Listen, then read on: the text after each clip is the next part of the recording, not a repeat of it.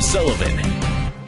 And thanks for joining us. Here's what I have at the top of the stack. We will get to the topic of the Fed in a moment. But first, beyond all the computer problems, the big issue this week was the knowledge that the White House knew that there would be massive insurance policy cancellations, which would pressure people to sign up for a mostly broader but also mostly more expensive health insurance policy.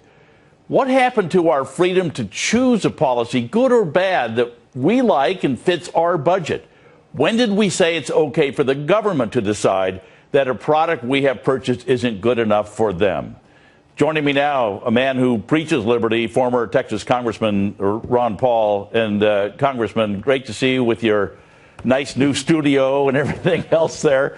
But and I want to get to the Fed with you in a little bit, but I want to start off because you're a medical doctor, and I look at this and it seems like they're trying to sell the whole idea about health care. This is simply a financial product that they're trying to sell. And I was in the investment business for a long time. You can't be just technically correct. You've got to really explain everything to the public. Do you feel they're doing that?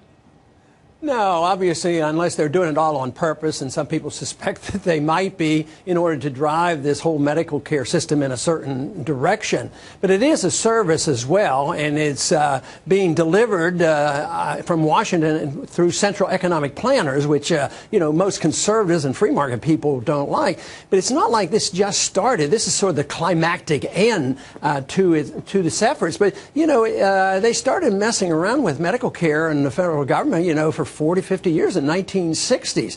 And every time they mess with it, they make it worse. And this, the ulterior motives here, I keep trying to figure it out because I work on the assumption that the insurance companies are going to come out pretty well on this. And it looks like, this is what's happening. They're allowed to raise the rates and take people off. And even prescription drug program the Republicans put in place help corporations. They help them relieve their burden and put it onto the burden of the overall taxpayer. So I think we keep drifting that way, but it's incrementalism. This episode is much worse, and the people are very upset with it. I don't see how it can possibly work, but the emphasis ought to be on liberty and freedom of choice. You mentioned that. Why don't we have freedom of choice? Even when the government intrudes on us in many of these areas, if you just allow the right to opt out in spite of what harm the government is doing, most of the time we can survive. The people will figure it out. And I think we should have the right to opt out of medical care. I think we should have the right to opt out of government schools. We ought to have the right to opt out of the government mail service and all these things.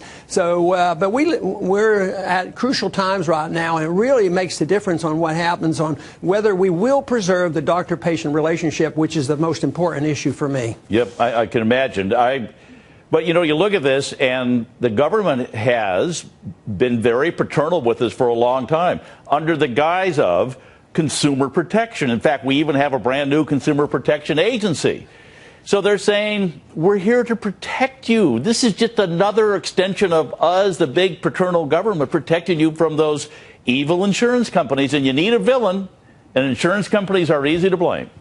Well, that's traditional. The do-gooders always say we have to take care of the people. Community Reinvestment Act was to take care of the consumer and protect them against the evil bankers who wouldn't give out bad loans. So expand the credit and give out bad loans, give everybody a house, and the value of the house goes up and everybody is happy until the bubble bursts. But it was all done in the name of protecting the consumers. The regulations ultimately help the big guys. If you have banking regulations, usually the bankers are behind the scenes writing the regulations. If you have regulation on drugs, it's the drug companies that write the regulations.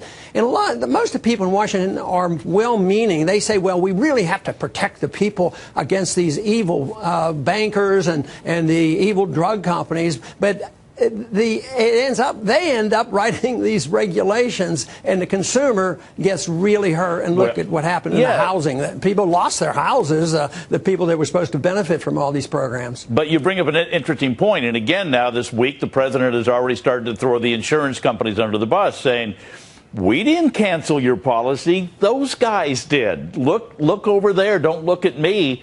And yet at the same time, if I was an insurance company and you came to me and you said, what we're going to do is we're going to try and get the people off of those $50 policies and make them pay $500 for a policy in I would go, wow, look at the premium increase I'm going to get.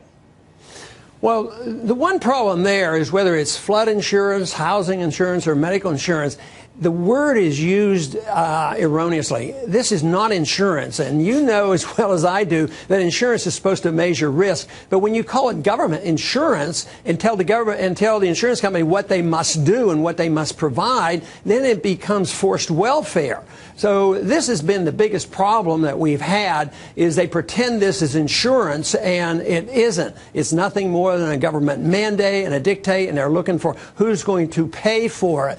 So the people who need the insurance the least are the ones who have to pay for it, because there's a larger number of people in the older category who wants and needs the medical care, and they call it insurance. It has nothing to do with insurance. It has government central economic planning, which is the real evil. So get your doctor hat on, do the prognosis on this. I mean, is this going to implode? Is it going to implode in 6 months, a year? Or is it just going to be Congress is going to keep tinkering with this thing for a decade? They're going to keep tinkering with it until it collapses, which could happen before 10 years is up.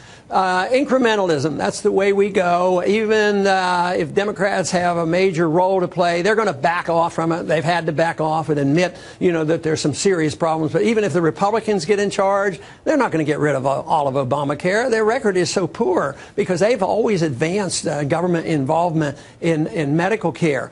So this is likely to continue. But when a financial crisis hits and we have a dollar crisis and we can't afford the welfare and the warfare state, that'll all change, and then we'll have to rebuild again. But right now there's going to be more and more government.